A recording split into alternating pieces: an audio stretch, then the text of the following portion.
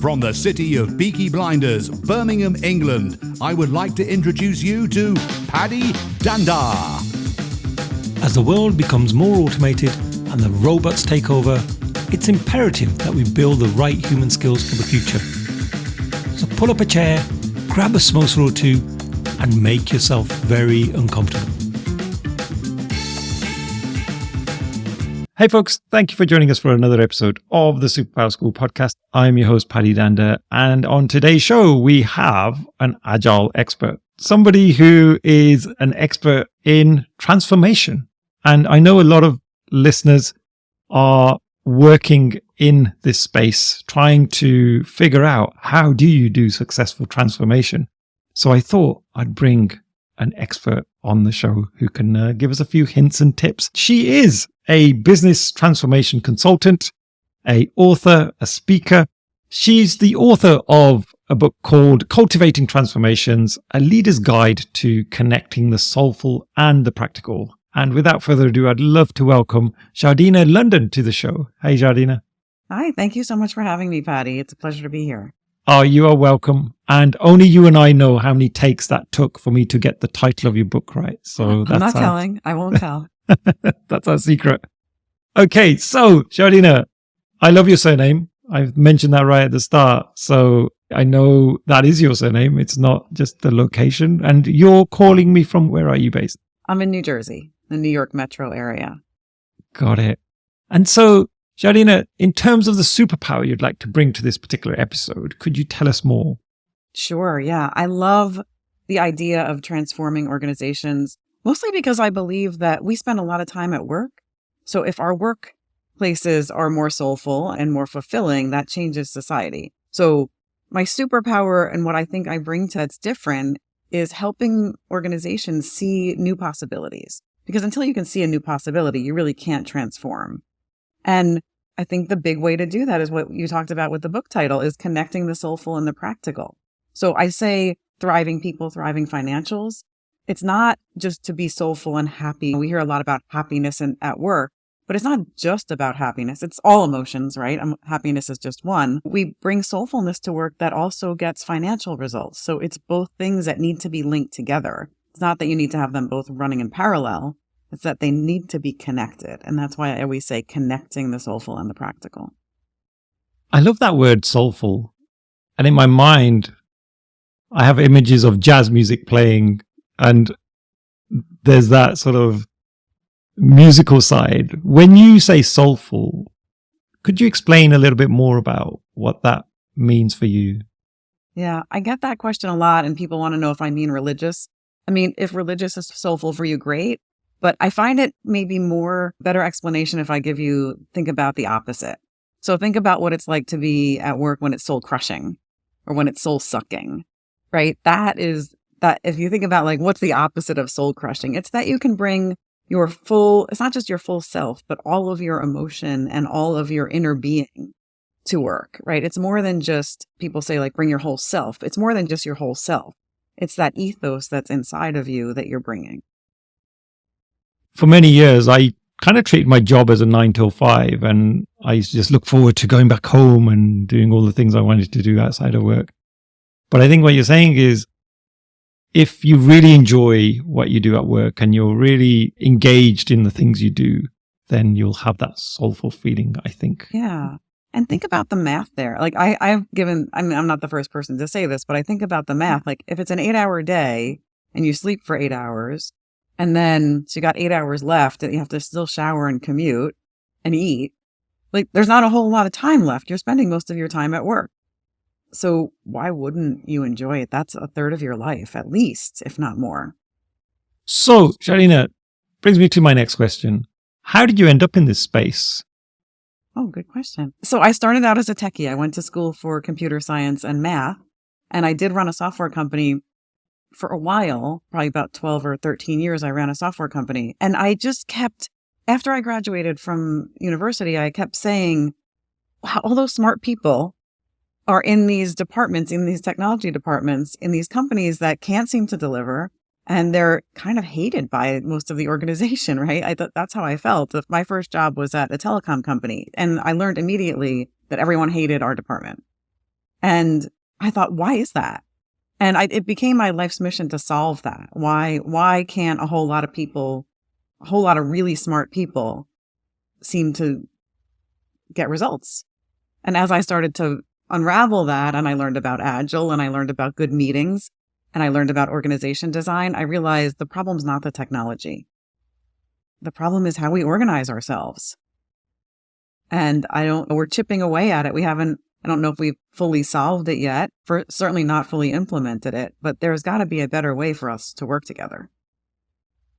Yeah, I was going to say, I actually started my career in telecoms as well. So it must be something about that industry where Agile's become a really big thing. So for me, I think the types of projects that we were involved in, there was lots of complexity. Yeah. It was things, it wasn't just software. There was so much hardware involved as well, especially with networks and things like that. So a really interesting space to try Agile in. And so when you talk about transformations in the book, could you tell us who's this book aimed at? Who would find value from it, first of all? And then we'll talk in a bit more depth about the content. Sure.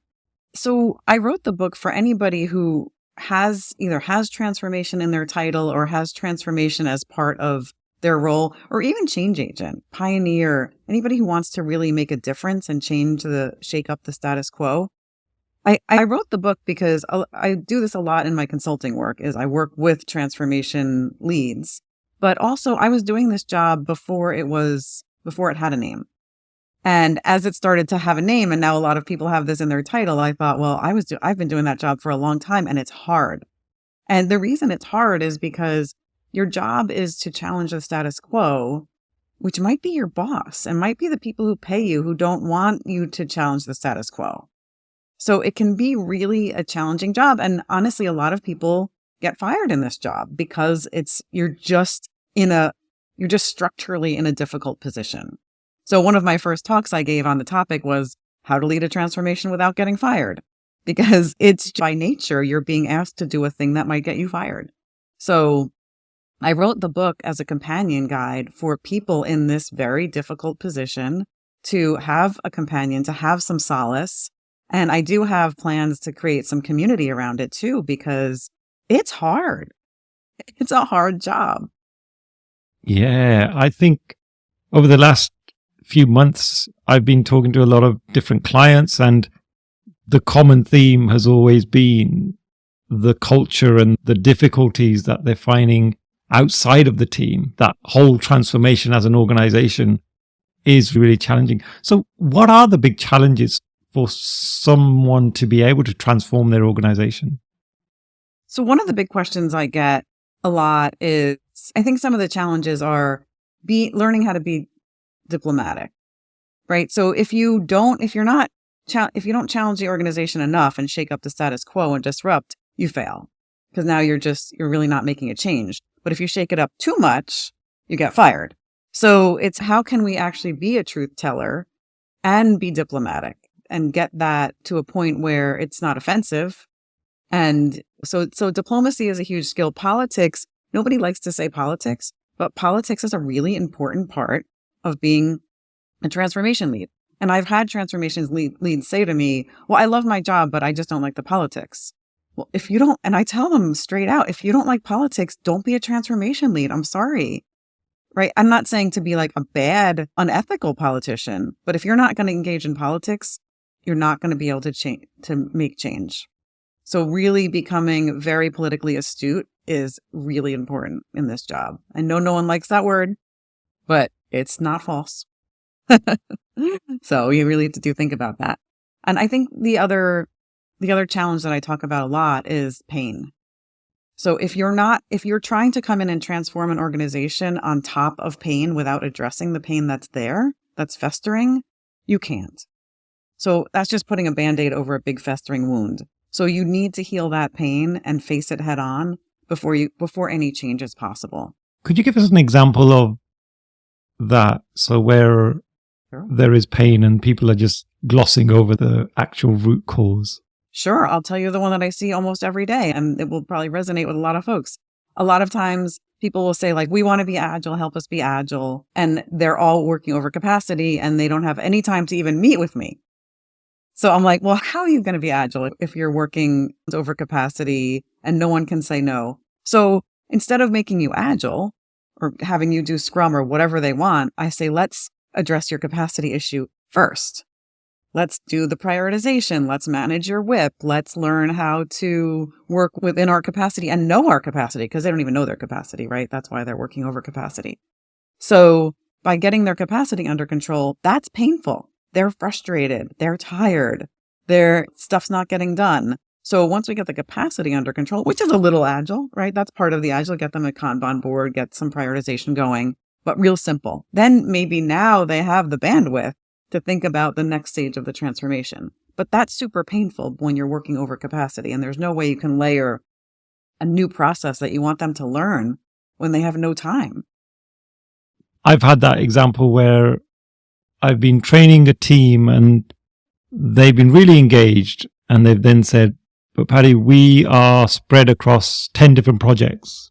How can I focus on one backlog? Which is what we're telling them when we're training people is focus. Focus is your biggest friend when it comes to Agile. If you have that focus and you're allowed to move away from all of those distractions, you've got half a chance of being successful. And they're like, but our leaders put us on 10 different projects. How on earth can we do all of this stuff? And you're absolutely right. I think there are so many other factors around the team that are destroying agility without even knowing it. Right.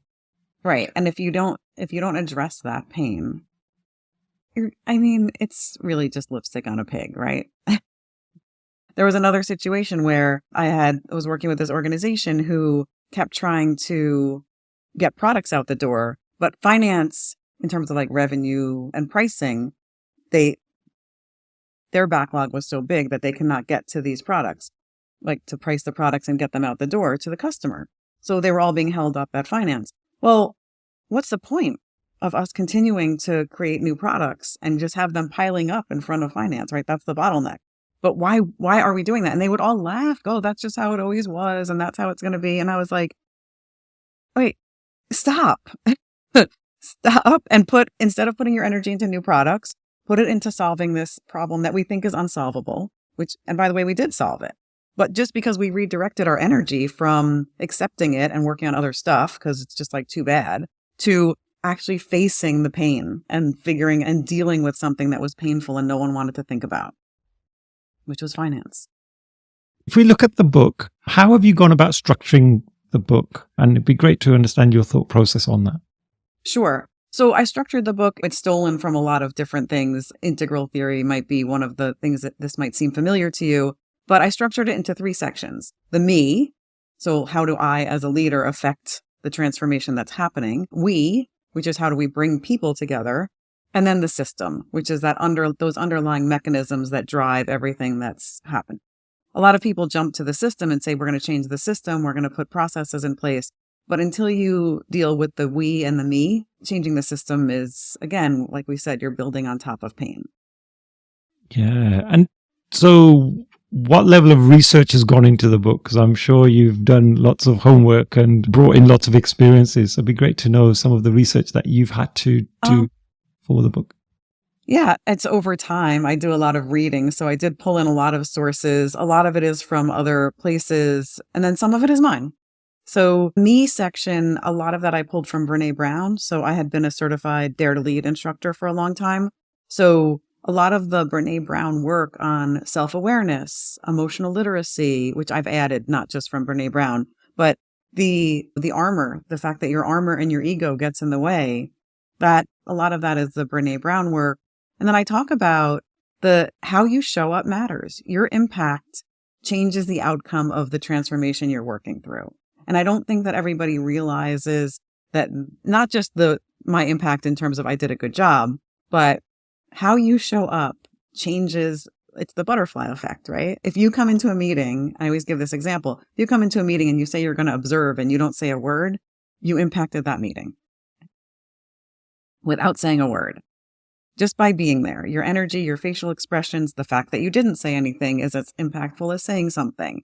So being super aware of how you're impacting the world around you is key for any leader, but especially a transformational leader. And if we were to focus on those three lenses, is that what you would refer to them as? Yep. Yeah. Which one do you feel is the most important, or is there no one that is? It's hard to say most important, but I don't think you can do anything without starting with the me.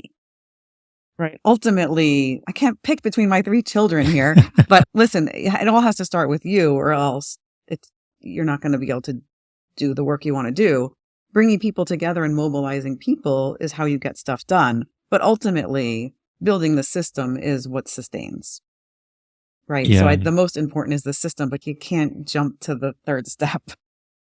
Yeah, absolutely. It's almost like you've got to have the right mindset yourself first before you start to impact the wider world around you. I get that. And so starting with the me, and imagine if I'm one of these transformational leaders and I've got this really hard challenge to help our organization move from here to here. Yeah. What might be some of the things that I need to reflect on immediately about myself? Well, let's see. We have to dig into this a little bit. I think the first and most important thing is what your goals and approach are for doing this. A lot of times people will ask, like, how do I get buy-in? And I ask people too, what are you doing this to get a promotion? Or is it transformation work? To me is a calling. So when I hear that people are doing this transformation job because they think it's going to get them a promotion, I hope it does, right? Of course, I hope that for everybody. But if that's your reason, you're probably going to fail because you need to make some decisions that might not be optimal for your career. Like the truth telling that we talked about. That might not always be optimal, but it might be the right thing. So I think you need to really ask yourself, why am I doing this? And what do I care about? Right? And I talked about the getting buy-in too. You shouldn't be asking for buy-in. So it's really like, can I drop my ego to get this transformation underway? There's that whole notion of servant leadership within Agile. And then when you have individuals that are very egotistical, the two don't marry up. For those folks, there's a lot of work to do before they start to do some of the wider work that you mentioned. So I can absolutely see that. And would you say for those folks, there's any effective approaches that you've seen in the past work? So could it be that they need lots of coaching, or they might need to spend loads of time with their teams? Like, what kind of things have you seen work really well to help those types of leaders that have maybe had that more traditional mindset?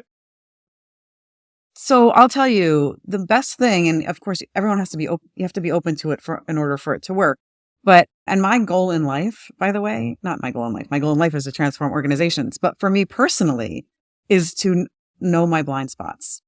So it's different for everybody. There's different ways to know your blind spots. So it could be coaching. It could be soliciting feedback from your team, your peers, asking for feedback. There is a really cool tool called the Johari window, which I will put in the show notes. It's free online, but what you do is you put what you think about yourself and then you send it out to a bunch of people you trust to say the characteristics, how they see you. And it shows you where your blind spots are, like where people appreciate you that you don't realize you have strengths and where you have weaknesses that you're completely unaware of.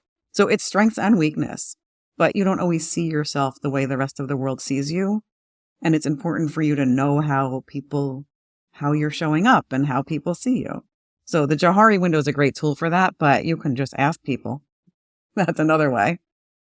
Yeah. And that's a really interesting way of seeking feedback, isn't it? When you say to someone, hey, give me some feedback. And the reaction you often get is, do I be totally honest here, or do I almost gloss over some of the negative aspects? You can make it easy for them. Hey, what could I have done? It's like one thing I could have done differently there or something, so that they're not on the spot so badly.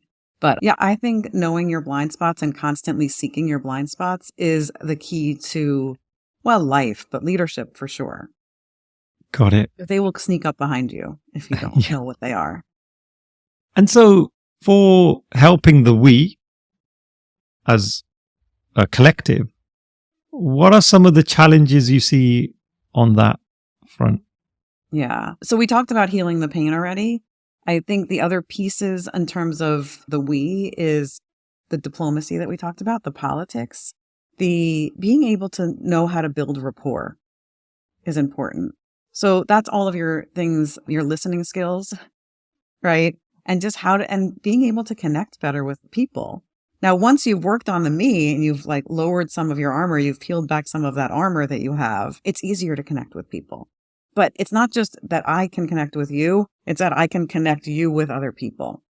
So facilitation skills are really important there, right? So how can one of the things I coach some of my clients on, it's not having a meeting where everyone gives their status update to me. It's having a meeting where they talk to each other and I'm facilitating conversations so that people can talk to each other, I'm not the ego, I'm not the center of attention, right? It's not all about me, but I can actually create a space where they can collaborate with each other. So that's the we. Facilitation skills, I'd say, are like probably your doorway there.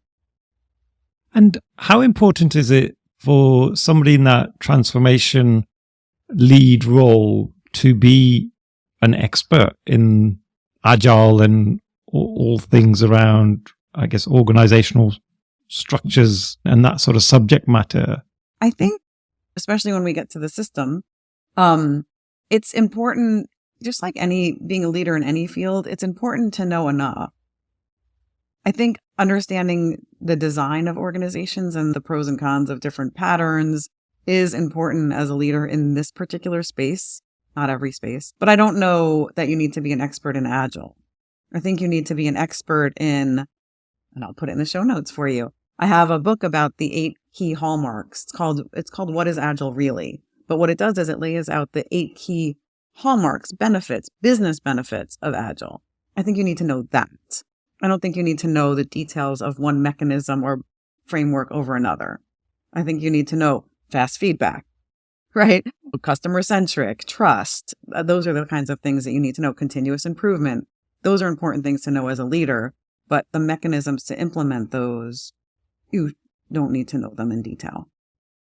Great point. Yeah, because I think often we put people into certain roles because of their expertise, and actually that can be a hindrance in certain respects as well. Just because you've done some great Agile projects in the past doesn't mean you're going to be great at transformation work, because that's a completely different type of skill set. So it brings me on to the third lens, and probably my favorite, because I think it's the one that for me is the most visible as a trainer. When I'm working with teams, even when I've been coaching certain teams, I see some of the structures in organizations and some of the things that are going on within the organization being quite visible. So what would you say are some of the things to be aware of when you're organizing the organization? I think the main thing to be looking for is that structure is profoundly impacting your outcomes. So in the beginning, it's getting better, but in the beginning with Agile, we would say like, well, we're not going to change any of your structures. Don't worry. We're not going to bother you. We're just going to be Agile and we'll work around it. But we found out that the structures really could change that outcome. So people who say, well, we don't need to change the org structure around teams, but you do. Like maybe you don't to get started, but you do. So when you have all these different matrix organizations and people aren't set up in their, come on, it's a hindrance, right? It's an impediment. So I think that's the one thing, is really thinking about where, and I don't think you have to come in and say, we're changing the whole organization structure to be Agile. I think you need to say, where is our organizational structure impeding us in becoming more adaptable? Like you can ask the question that way, again, looking for where the pain is instead of trying to impose a big change. I think the second thing, though, is we talked about sequence is important. So in his book, put in the show note, in his book, The Brave New Work, Aaron Dignan talks about the adjacent possible. So I think about that. I hear a lot of Agilists say, well, they're not doing this and they're not doing that. It's not adjacent for them yet. So it's like a stepping stone, right? You're walking across a pond, across stepping pieces of stone, right? You can't jump to that fifth rock, or I can't. It's too slippery. I need to walk you to the next adjacent possible, and then the next, and then the next. And you don't always know what's ahead until you're standing on that third stone. right? So like we talked before about capacity, until you get your capacity under control, it's hard to see what's possible. So really thinking from a system perspective about operationalizing one thing at a time to get you there. And then I guess operationalizing, that's the third thing, right? Is there's a lot, especially in the Agile world, in the transformation world. Oh, in the transformation world, there's so much aspirational, inspirational language.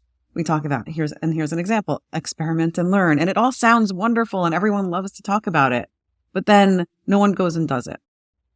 And the question when we get to the system is, how do we operationalize all of these very aspirational values? So we say experiment and learn. How are we doing that? How is that operationalized? So those are the things to think about when you get to the piece on the system. What's really interesting is this word transformation, because I've sometimes refrained from using it because it suggests there's a start point and an end point and then we're done. Almost like a project that we're going to work on, a transformation, when in reality, we're never done, I guess, as organizations have to constantly evolve. And so as a transformation lead, when is your work really done? So there's always a new level of maturity. So this is what I tell my clients. We're done with this phase of maturity because we got to the goals that we said. And if you want to get to another phase and you need help, I can then come in and help again. But the idea, and very few organizations are there, although I can give you some examples of very forward-thinking ones that are. The idea from a consultant perspective is that you've created an organization that is now a self-cleaning oven, right? You're adaptable. So once you finally get, and most of it right now is just like administrative cleaning up workflow, that's not there. But building structures that are self-adaptable, then that's when you really you have actually transformed. So you'll continue to transform, but it's built in, right? So you don't have to do a transformation because you're continuously transforming, continuously adaptable. We are, as a society, not there yet, but there's a few organizations. So one of them is Birdsong, which there's been a lot of writing about, which is the visiting nurses in the Netherlands and it's spreading across Europe. So they are self-adaptive. If you look at holacracy, that's a self-adaptive model, or sociocracy. So we don't have a lot of good examples of that yet, but you continue to transform, but you're done transforming into a self-transforming organization. Oh, the holacracy approach is really interesting. That was the approach that Zappos used, yes. I believe. Could you tell us more about that for anyone that hasn't come across that approach to their organization? Can't claim to be an expert in holacracy, but I've read the book and stuff, but what I can say about it that I do know is it is like a self-cleaning oven. So it puts the org design in the hands of the people. So every time something's not working, the process is, it sparks you to ask, why is there tension here? And what do we need to change? Is there a role we need to change? Is something missing in our role definition or role accountability, they call it? Do we need to spin up a new team? So that comes from within, not from outside or not from the top. So, and they talk about these things are circles and not squares, which is the same to me. I mean, they talk about not having hierarchy. There is hierarchy, but the hierarchy is about span of control, right? Or I should say breadth of control, because some people look at things broad and shallow and some people are deep into the work. So it's not about has authority over whom, but it's more about who has what work in their span of control. So that's why I like that model. But the best part about that is just that it's self-perpetuating. So many organizations that are put off by this word agile, and they'll say, we had an agile transformation done to us, and we're feeling the pain of that. And we don't like the word anymore. We don't want to use the word. And so if I come along and say, hey, everyone, let's do another agile transformation, they're probably going to shoot me. So going towards the future, where do you see agile going and agile transformation going? Do you think we need to drastically change our approach, or do you think there's something else around the corner? I really angered a lot of agile coaches one day when I said, our job is not to make this company agile. Our job is to make this company better. And the agile coaches got very angry at me and said, but we're agile coaches. And they said, just to be clear, what you're saying is if something better comes along tomorrow, we'll kick Agile to the curb. And I said, did you hear what you just said? You just said if something better comes along. Well, why wouldn't you do something better? Isn't that what Agile is? So my answer to your question is it's an evolution. There's nothing wrong with a lot of the fads that we've had, people call management fads, have become part of our DNA. And some of them haven't. Some of them have the systems spat them out. But, Agile has a bad name, like you said, because humans have an ability to screw up and misuse things. And Scrum has become equivalent to Agile. So people think Agile means Scrum nowadays. If we go back to the roots, it means we're continuously improving. And if we're continuously improving, maybe it's Agile, maybe it's not, right? That's what the whole idea of continuous improvement is. So a lot of my clients now are using the terminology new ways of working instead of Agile. And that's encompassing of whatever new ways are better. And so I kind of like that, although it's not very catchy. So I do think that Agile, people are going to use different terminology, but I think always looking, and what was it? It said it right at the beginning of the Agile Manifesto. We are looking for new and better ways it was develop software, but now we're looking for new and better ways to work. And I don't think there's anything wrong with that. Oh, well put. I had a boss who used to run the Agile services team. And so I was part of this center of excellence for Agile in a big global bank. And even she used to love the word better. So she used to say, I wish I could name us as the better team. But she said, like you mentioned, it's not a very catchy name. And so we couldn't really go with that. But absolutely, totally agree with that. I've had clients actually say, please don't use the word. Like, Agile. We want to do that training, but please don't use it. And so then you're struggling for words. And it's how do I communicate some of this stuff? But it's because of these bad experiences that they've had. And it's such a shame because there's so much goodness in there. And if people are now avoiding the term because it's got negative connotations for them, that is a real shame, I think. To finish up, Jardena, I'd love to hear some of your resources. I know you've mentioned a whole bunch of them, so maybe you could reiterate a few of those. And also, your fantastic book. Just remind us what it's called and where can we get it from? Sure. So just a couple of the resources I mentioned. I have some things on my website, which I will put two websites. One is jardenalondon.com, which is my sort of personal website of what I do. And then I have my business site, Rosetta Agile. So there's lots of blog posts and ebooks, and you can hear podcasts, and I'll put this on there. So lots of resources on there free. And I mentioned a few different things. I think A Brave New Work by Aaron Dignan is a great book that talks about changing new operating models. He also, with Rodney Evans, has a podcast called Brave New Work, which is my favorite podcast because it really is all about how we work. Not necessarily Agile specifically, but just how we work, how we design organizations. So love that. Highly recommend it. And then my book is Cultivating Transformations, a leader's guide to connecting the soulful and the practical, which is now in Spanish also and on Audible. So you can hear my voice for 6 hours if you want. And I will also mention, in a few weeks, we will be releasing the new copy of the Business Agility Institute. They publish a journal called Emergence, and I am the guest editor, and it will be all about organizational agility. So be sure to check that out. Oh, fantastic. I absolutely love the work coming out of the Business Agility Institute. There's some really great articles and some of the publications as well. So great job that those folks are doing. So thank you to them as well and yourself. Yes, wonderful organization. And so folks should definitely check out the Business Agility Institute's website. Fantastic. So Jardena, I want to thank you for sharing your thoughts and some of your great insights on Agile transformation. For me, it's been really enjoyable, and I hope we can continue the conversation between us going forward.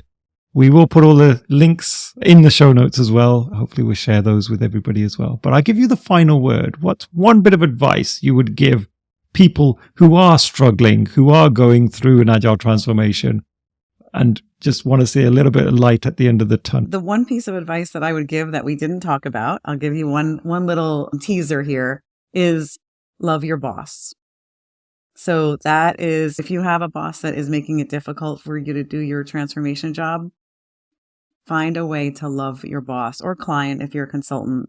But that's always my advice. So that's about positive intent and seeing what's important to them and finding ways to, in your heart, to love them and in a very HR appropriate way. That's really your key to success in this role.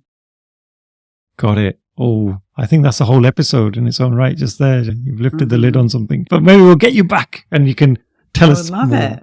Yeah. I loved being here. Thank you so much for having me. Oh, you're welcome. Thank you. There you have it, folks. It's the end of another insightful episode.